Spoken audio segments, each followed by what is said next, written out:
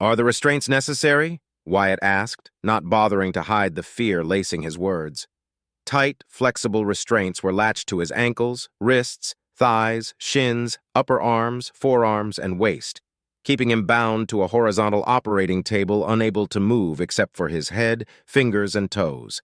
His arms were wide open while his legs were lightly spread apart. All in all, he felt even more exposed than during his recovery time in the Noir Navio. He only wore a pair of medical tail trousers that covered his crotch and nothing more. As his head rested on an amazingly comfortable and soft surface, he veered his attention to a window where Cynthia, Juliana, and, to his surprise, Redford, watched the unfolding events with an unreadable, serious expression. "I'm afraid so," replied one of the doctors tending to his restraints, while two other doctors and several assistants checked and rechecked readings on several different machines that were alien to the black-haired pilot. "For your own safety, we can't allow you to move more than what we need." "Couldn't have you knock me out instead?" Wyatt asked, more than a little annoyed. "A portion of local anesthesia shall be applied as well as lessen the impact of your pain receptors. Sadly, the procedure requires an active, aware mind. Otherwise, there is a high chance that your body will reject the implants, causing major mutations, malformities, or crippling you for the rest of your short life. Worse yet, it could prove fatal nearly instantly via total organ failure, your heart collapsing, complete lung collapse, or brain hemorrhaging. Only less than 0.05% of the procedures end up in failure when the patient is awake, than the overwhelming 68% failure rate when the patient is, as you put it, knocked out, the doctor explained professionally. Wyatt had the sneaking suspicion that every doctor and assistant present said or heard that same explanation several times a day. Still, that did nothing to calm his racing heart. "You may rest easy, Sir Wyatt Staples. Your physical examination was approved and your genetic sampling showed nothing outside the ordinary. A higher than usual likelihood of developing cancer, a relatively average tendency to develop vasovagal syncope, an allergy to silver, and nothing else worth noting. All in all, perfectly normal. Your allergy can be treated with inoculations, and low-grade CRISPR shall remove your minor genetic imperfections," the doctor explained with a dullness that was betrayed by his words. Before Wyatt had a chance to process the information he'd been given, the doctor turned to one of his assistants. "Is the procedure ready to commence?" "The AI has run several thousands of simulations and reports nothing out of the ordinary. The equipment is in perfect working order. Everything that we need is ready for use, Doctor." "Patient's vitals are strong and steady. The bruise on his left shoulder is of no concern. Compatibility expected, 90.999%, another assistant announced. "Ready to commence on your command, Doctor." "Let us begin in that case," the doctor said and nodded at his colleagues before turning to Wyatt. "The procedure shall commence in 1 minute, Sir Wyatt Staples. Do not fret, your life is safe within our hands." "I very much would rather that not be the case," Wyatt screamed in his mind as he grew agitated. What implants are you going to pun in me?" he asked nervously. "From easiest to most difficult, Sir Wyatt. You shall first receive the secretor implant, followed shortly after by the trinumeter implants and its enhancing genetic tampering. Immediately after, you will receive the Tier 2 Weave-Thew implant. I must admit, if your physical condition was not as impressive as it is now, or had the kinetor and dulaxis shown any minor sign of rejection, I would have protested against you receiving any tier of the Weave-Thew implant. As it stands, however, feel free to scream and writhe as much as you desire," the doctor explained, as his helmet's visor was suddenly sealed. "Wait, Commander Juliana wasn't joking?" "How much is this going to hurt?" Wyatt thought as fear threatened to become panic. The only thing that kept him from screaming and begging to stop the procedure was the presence of Cynthia, reminding him why he was getting those implants in the first place. "For Clara. Do it for Clara and the Principality. It won't be as bad as I imagine," he said to himself, swallowing nervously. "Finally, you shall receive the most generous and impressive gift of Commander Juliana Winfield today present to observe the results of this procedure," the doctor said, bowing his head in the direction of the window where the Winfield sisters and Redford watched in complete silence. Juliana seemingly heard what the doctor said as she gave him a solid nod. Wyatt was about to ask what it was when the doctor pulled back and joined his fellow doctors next to a big, cylindrical white machine, as white as the rest of the room. Wires came out of the machine through screen ports that connected with the visors of the three doctors, and their bodies stiffened. Much to his dismay, the equipment that had so far remained a mystery around him came to life, splitting open to reveal several robotic limbs and instruments, of which the vast majority ended in thin, gleaming needles. "Phase 1 starting," one assistant announced, and over 24 of those robotic limbs moved in closer to the bound pilot. Wyatt closed his eyes and clenched his teeth a second before he felt the cold metal of the needles piercing his skin at various locations, though most of them, he noticed, focused on his chest, neck, and abdomen. He then felt a stinging pain as something was injected and his entire body clenched tightly. A few seconds later, he opened his eyes as the limbs moved back, discarding the used needle only to be replaced by a new one almost instantly. "Phase 1 completed. Awaiting permission to commence Phase 2, another assistant announced. Almost instantly, 2 other mechanical arms ending in a nozzle moved closer to Wyatt and sprayed a small dose of an orange chemical over his armpits. Unwilling to talk, Wyatt only observed the procedure take place and soon felt lighter than usual. His whole body started to tingle, but he could still wriggle his toes and move his fingers. The sensations were dull, though. "This doesn't feel anything like the procedure I went through before." In the exalted virtue, all they did was spray me, cut me up a little, seal it with biofoam, and apply a few injections before sending me away, thought the pilot, as he compared the two experiences, and further increasing his dislike toward the whole concept of getting implants and other enhancements, no matter how useful they ended up being in the end. "Phase 2 commencing," the assistant announced, and 4 limbs moved closer. 2 of them made a quick cut on his armpits, but no blood spilled out. A second later, a small centimeter-wide in diameter silver-colored pellet was introduced into his flesh, and his wounds were quickly sealed by an application of a quick-acting biofoam. "Secretor implant installed, awaiting permission to start Phase 3. "I wonder what does it do?" Wyatt pondered curiously, making a mental note to ask Cynthia later. Seconds passed, and all he could do was blink and wait for what was coming next. His wait came to an end when a dozen of those arms approached him yet again, but stopped a mere inch away from him. Then another set of limbs approached, 2 of which, he noticed, carried a sort of capsule with them and a larger syringe coupled with several hair-thin, wriggling tentacles.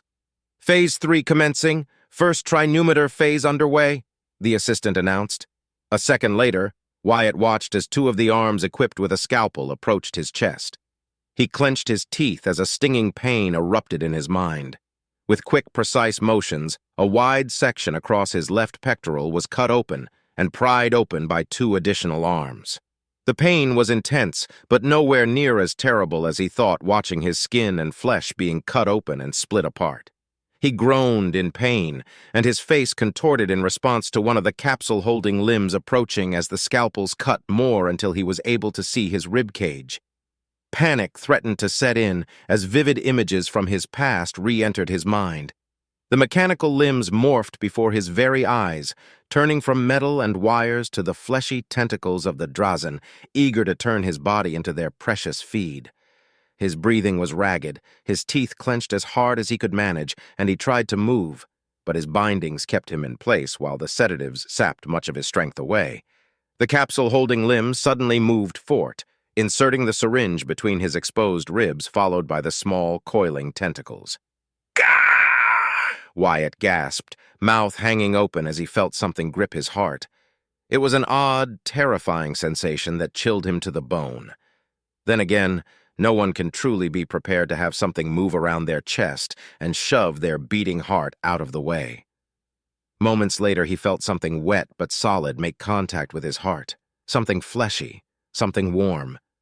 He let out a scream of pain as his heart skipped several beats, and he slammed the back of his head against the table, discovering why it was so comfortable and soft in the process. A long, glacially slow minute passed until the syringe retracted and his heart was released. The limbs were quick to act, sealing the wound with copious amounts of high-quality biofoam. Within moments, his gaping wound was gone, replaced by a barely perceptible scar that would end up disappearing in a few weeks. Before Wyatt could bask in a momentary relief, the entire table moved until he was now in a vertical position, and a section of the table opened, revealing his back. Secondary heart successfully implanted. Nominal readings. Commencing second trinumeter phase. A wave of dread filled his chest, but there was nothing he could do about it. The process repeated itself, but on his back. He couldn't see it, and he was thankful he couldn't see it, as the pain was twice as bad as what he'd experienced mere moments prior. Another scream of pain escaped his lips, and his hands clenched into fists while his entire body froze, while the other capsule-holding limb moved behind him and inserted another fleshy thing within him. Again, another eternally long minute passed until the syringe retreated and the patch of flesh was sealed back, the biofoam washing away the pain and immense discomfort he had experienced. Auxiliary lungs successfully implanted. Nominal readings, no deviations noticed. Estimated time until full integration of both phases, 5 days, commencing third trinumeter phase. The assistant announced, and the table closed the gap behind him before returning to its original position. Wyatt was unable to speak or even think straight by this point, but his eyes searched for the view window and quickly found it, his gaze landing on the impassive expressions of the two commanders and the blue-haired woman he now considered his friend. A part of him wanted to curse them for making him go through such a horrible experience, but his more logical part realized that they more than likely had gone through similar operations, and likely more and worse than what he was going through presently, so he couldn't hold it against them. If anything, seeing them there, especially Cynthia and Redford, helped him. Not by much, but it was better than having to face them alone like he had during the first set of implants he received. When he saw a new set of 12 mechanical limbs hover above his torso, he clenched his teeth again. Just in time, too, as the needles extended and then simultaneously pierced his body across various points. Then he felt it. A hot, acid-burning liquid was being injected into his body. It quickly spread across his chest, back, spine, neck, mouth, and stomach. By all that was good and just, his stomach was on fire. He let out a long scream of pain as he banged his head against the table repeatedly, groaning and spitting for several moments until the burning began to die down and the needles were removed, giving him a much-needed breather. If it hurts this much like this, it must be unbearable without anesthesia. As bad as this is, it could be much, much worse. Oh no, Wyatt thought, his eyes going wide as a terrible sudden realization manifested itself at the forefront of his mind. The doctor warned me that the third implant was going to be the worst. Genetic equalizer successfully supplied. Nominal readings, no risk of mutation or rejection was detected. Phase 3 was successful. Awaiting permission to begin Phase 4, an assistant announced. The wait lasted mere seconds. Commencing Phase 4, Tier 2 weave-through implant. As one, every mechanical limb moved and twisted around except for the capsule-holding limbs that moved away, their purpose now fulfilled.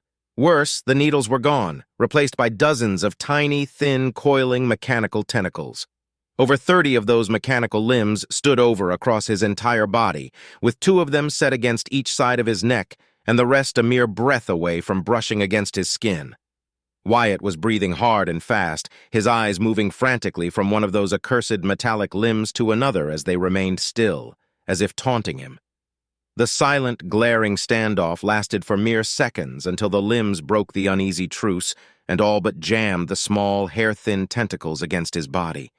The tiny things were cold, and they immediately began to piece and burrow themselves beneath his skin, going deeper and spreading wider as they did. The sensation was entirely uncomfortable, but not as painful as he feared, and then they stopped.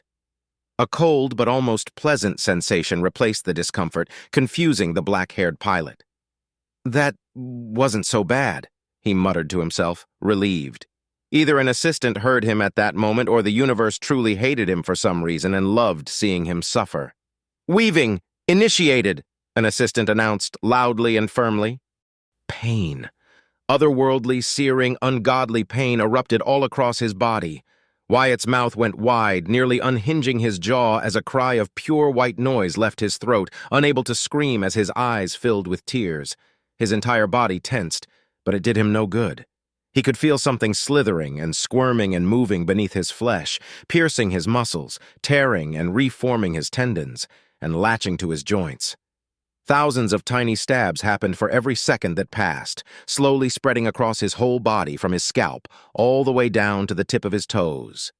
His ligaments were cut, stretched, sewn together, and then twisted over and over again. With what little mental clarity he still managed to cling on to, his cynical mind couldn't help but compare what the machines were doing to him as anything but a morbid version of knitting. Only that in this case, his flesh was the yarn. Ah! He finally was able to scream, gasping for air and unable to move. His entire body was on fire, white noise rang in his ears, and his vision blurred with hallucinations and tears. His mind unraveled in turn without driving him into madness. Wyatt didn't know how long the procedure lasted, but to him, it felt like an eternity enduring such agony. But as the pain began to diminish, his screams eventually turned to groans and huffs, eventually turning into ragged, rasping breaths. The wriggling tentacles inside him had finished their job and were now retreating, sending a few last electrifying stabs of agony across his body until, at long last, they pulled out of his body. Gathering whatever strength he had left, Wyatt looked down at his body, expecting to see himself smeared in blood. To his surprise, he only found a few trickles of blood quickly cleaned away by two assistants. Aside from the stinging pain still lingering under his skin, he felt weak and was struggling to stay awake. Weaving completed without incidents. Tier 2 weave-through implant installed. Estimated time until full adaptation, 7 days. Recommend entombing the patient for 3 days within a cytostimulating pod for faster recovery and adaptation time. Procedure completed. Awaiting permission to administer the eye gene enhancement. Wyatt had paid little attention to what the assistants were saying before. His mind had already adapted to the idea of receiving the implants and enhancements that were now within him. But whatever the gift from Juliana Winfield and House Winfield as a whole was, it never crossed his mind that it could be a full-on genetic tailoring enhancement. He had never thought about it in depth, but after he became a knight banneret, a noble, and with him being a lieutenant in the Royal Navy, he knew it was only a matter of time before the need to upgrade his eyes arose. Truth be told, he had no desire to have his eye ripped out and replaced by cybernetic eyes, no matter how many advantages they offered. He could live without having direct neural access to the network since he never used it before. With the revelation given by the assistant, a part of him was thankful that he'd get to keep his eyes. But another greater part of him was concerned with how much this gift had cost Commander Juliana. He knew there were different types of cybernetic eyes available, geared toward wealth ranges, noble ranks, job requirements, and a myriad of other little details thanks to Commander Redford's tutelage. Despite their rather heavy cost in credits, there was a reason why cybernetic eyes were by far the most used by the nobility at large. Not only were such augmentations reserved only for the nobility, but few were the houses and individual nobles that could afford such a gene enhancement. "Permission acquired," said the assistant, breaking his momentary stupor. "Initiating procedure," he announced with not an insignificant amount of reverence in his voice. Even for doctors working directly for House Finnegan, witnessing such a treatment had to be a rarity. Or at least that was what Wyatt thought, as a new wave of dread surged within his chest when two new mechanical limbs armed with long, oddly shaped needles slowly approached from each side of his head. Suddenly, a third limb appeared above him and latched itself against his face, leaving only his eyes and nose exposed and forcing his head to remain still. He tried to move, but nothing budged in the slightest. "Remain calm, Sir Wyatt," said one of the assistants. "This is relatively painless, but you must remain still. It'll be over soon." Wyatt embraced the command, desperate to find a semblance of order amid his terror and dread-fueled panic. He stopped fighting, obeying the command given even as his breathing became faster and ragged. A whirring noise caught his attention, but since he couldn't turn his head anymore, he was unable to find what was producing such a noise. His question was answered a second later when the objects he thought were needles pressed against his temples. A twisting, burning sensation assaulted him, and he closed his eyes tightly, clenching his teeth as something was drilling inside his skull at a steady pace. It didn't last for more than 10 seconds, but when it ended and the drills withdrew, something long and flexible replaced them. He then felt two weak, cold needles stab something within his cranium before an equally cold, stinging liquid was injected into him. The process lasted for several seconds until it suddenly stopped and the thing retreated, replaced by something else that chipped at his skull, followed moments later by an application of biofoam to the drilled areas. Eye gene enhancement successfully applied. Nominal, wait. Readings are well within safety parameters, but it appears that there is a chance of developing a benign mutation, entirely aesthetic according to the AI predictions. Monitoring this development is advised. Integration readings are all within nominal parameters, awaiting further authorization to move the patient into either a room or a cytostimulating pod. For the first time since the procedure began, the voice of Commander Redford broke through unseen speakers. Authorization granted to place Lieutenant Wyatt Staples inside a cytostimulating pod. Authorization received. Moving patient now, an assistant said before the doctors unhooked themselves from the station and the mechanical limb released Wyatt's face, letting him breathe normally again. He wanted to ask what they meant by benign mutation, but he was simply too tired to care. His entire body, from his skin to his bone marrow, felt incredibly hot, as if he was suffering from the worst fever he'd ever experienced, but without any of the symptoms denoting he was sick. As the assistants carried him away and the doctors congratulated themselves on a successful procedure, he searched for the window and found the two commanders speaking with each other. Cynthia, on the other hand, offered him a sincere smile and nod. That was almost enough to make the pain he went through worth it. Almost, he thought, giving her his best smirk before he was moved out of the room. Princess Clara's quarters an hour later. As Cynthia approached the temporary quarters of her best friend and princess, she noted the 4 of the Royal Marines under her command standing guard. They gave her a pointed nod as she walked past them, returning their kind gesture with one of her own. The doors opened and she entered without delay. Once inside and the doors closing behind her, she found her princess sitting before a desk while her fingers moved over a keyboard, her eyes glued to the screen in front of her. Sitting a few meters to Clara's right was Captain Milcades eating a Royal Marine ration bar. The white hair of the captain, so common among the Royal Marines, was short and properly trimmed. The 6'5" man stood up from his seat, still munching on his food, and saluted her. His eyes, orange and fiery, showed an amicable air to him, hiding the efficient and always reliable, ruthless man that the 27-year-old captain could become within a moment's notice. "Milcades, I see that your assignment was a boring one," Cynthia joked, smiling at her old friend. "Hardly. Ensuring the safety of our beloved princess while you're away is an honor, Cynthia," Milcades replied with a half-full mouth. Swallowing, he continued. "So, how did it go?" "He screamed more than I thought, but cried only when the weave-thew implant got going," Cynthia replied, crossing her arms. "All in all, he endured it better than I thought he would. Most people pass out during the weave-thew procedure. With his aversion toward pain into account, it is impressive." Milcades nodded. "I find it more impressive that he has not tried to escape your training, Cynthia. Heard that you were treating him like a rag doll." Cynthia smirked before elbowing her friend's side. "His melee capabilities leave much to be desired, this is true, but he learns quickly and adapts at a rate that leaves me baffled. After he recovers, I will be careful in measuring and guiding him through the adaptation process. After that, I shall see how well he does with a sword, but I hold no great expectations in that regard." "Looks to me that he's a marksman. Dueling pistols are so poorly designed it is criminal. And yet he managed to land a hit right between Salazar's eyes? I would love to see him in action with a proper rifle or gun." Milcades replied, then hummed deeply. "Perhaps I should give him some sniper training, or maybe test his capabilities as an infiltrator?" He pondered, glancing at Clara's back. "One step at a time, Milcades," Clara replied with her jovial, gentle tone. "While he recovers, I must finalize the details of our mission first. Cynthia, did everything go nicely? I would have assisted myself, but duty calls, more so in these tumultuous times."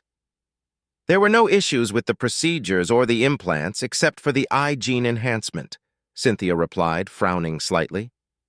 "A minor chance for a benign mutation was registered. Other than that, it was a successful and ordinary process." "A benign mutation?" Clara asked, her fingers and attention never diverting from her task at hand. Cosmetic in nature. If it happens, it may slightly alter the original coloration of his eyes, Cynthia replied. My sister and Redford were betting on if it'll take or not. As long as Wyatt is in no harm, it'll be acceptable, Clara remarked. Speaking of your sister, Cynthia, has Juliana punished Salazar Reed? Not yet, but she plans to. She first seeks to talk with Vice Admiral Vashakati Reed about this incident. Although, I'm certain he shall be reaching her first. Salazar was thoroughly humiliated by Wyatt's victory, Cynthia said, frowning. Clever of him to ask for a non-lethal honor duel. More clever of him to use a peace gauntlet. Yes, Clara replied. It seems I will also need to teach Wyatt the finer points of nobility once he recovers. Was he sent to the cytostimulating pod? Redford gave his authorization, Cynthia replied while Milcades continued to eat in silence. Splendid, the princess said, and finally her fingers stopped, but her attention remained focused on the screen. Milcades, ensure that the Nornavio remains isolated and only the additional cargo and personnel I approve of are to be dispatched to it. I will not suffer any traitor or potential spy within my ship. At your command, Clara, Milcades replied in a solemn tone. We shall depart Matcha within a week. As much as it pains me to leave my brother dearest here, we have our roles to play. Our path shall take us first to House Ferentis, and we shall convince them to side with my brother, the prince. Their industrial and shipbuilding capabilities will be needed. After that, we will seek to cripple the Caiston lineage, depriving my uncle of his most loyal banner house. If possible, we shall remove Andrew Caiston first, said the blonde princess. What about the rest of House Caiston and their branching bloodlines? Cynthia asked. We shall refrain from purging them entirely, Clara answered, unless they are stupid enough to incur my wrath. If they do, I shall stand at your side, my princess, Cynthia replied. So shall we, my princess, Milcades seconded. Clara let out a tired sigh. Let us hope, then, that the stupidity and cowardice of Tamarin Caiston are not hereditary.